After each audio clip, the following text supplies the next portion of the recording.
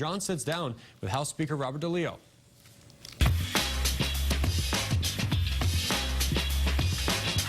Good morning. Thanks very much for joining us. It's always great to have an opportunity to sit down and talk with the Speaker of the Massachusetts House and our guest this morning, Representative Robert DeLeo of Winthrop. And it's so much to talk about, so little time. I'm going to get right to it. I'm sure you will. Thanks for being here.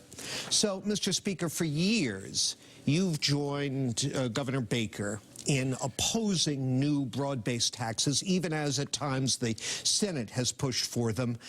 You've repeatedly expressed concern about broad-based tax hikes hurting the middle class, stifling economic growth. But lately, you've been saying everything is on the table. So I'd like to drill down a little bit into what you mean. Okay. Which proposals do you see out there, from income tax hikes on high earners to gas tax indexing, just to name a couple, that fit your philosophy of a tax hike that might minimize economic harm? I think you put it very well in terms of my longtime opposition to broad-based taxes, whether it be the income tax or the sales tax. You know, at this point, I think that one of the things I think that we're fortunate, first of all, in Massachusetts, I think we're in a whole lot better shape than many other states economically. We continue to grow our stabilization fund, for instance.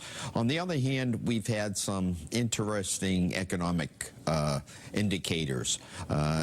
You know, right now we're probably about $250 million below benchmark, although February was a good month. But you know, April is going to be probably one of the keys to decide where we are fiscally. So I think that although we seem to be in good shape, there are still some cautious flags out there that we're very concerned about. Having said that, I'd like to see, first of all, how we're doing in terms of some of the other revenue streams that we may have, i.e. gaming, you know, cannabis, the Airbnb. We're talking now about growing our green economy here in Massachusetts, especially offshore wind, what that's going to mean. So right now we're in the midst of putting together a budget. The Committee on Revenue is looking to see where we are. As you had mentioned, transportation costs, what that's going to mean. The voters, again, as you have so aptly mentioned, turned down the indexing of the gas tax. But again, looking at the needs of transportation, we're going to probably have to take when I say everything and anything, I mean everything and anything. So you're not ruling anything out? I'm not ruling anything out. Oh, okay. Well, that'll be interesting. Now, what's your take on the state of our economy? As you mentioned, the tax revenues are a little slower than we expected.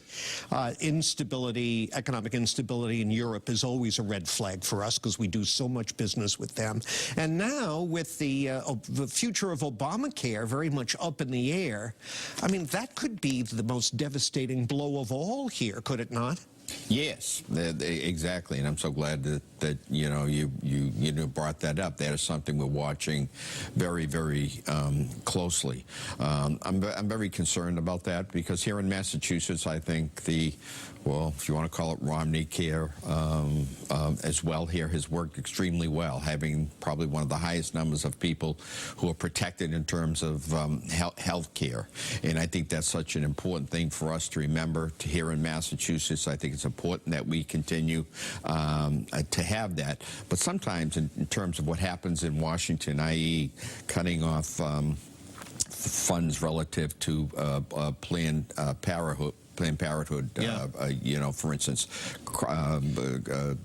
stopping funds relative to heating oil and making sure that people are getting proper heating. The state has to pick up the slack. We've been picking up the slack, but we can't continue to pick up all of the slack. So, so when we're talking about funding, that's something we have to keep in the back of our mind. And I have to break, but super quickly, if the success of our health care reform has been based on very generous federal subsidies to Medicaid. Exactly. If the feds start tinkering with that, we're in the soup, right? And I have to admit that right now we're taking a look at that. We're taking, you know, what we can do in case that does happen.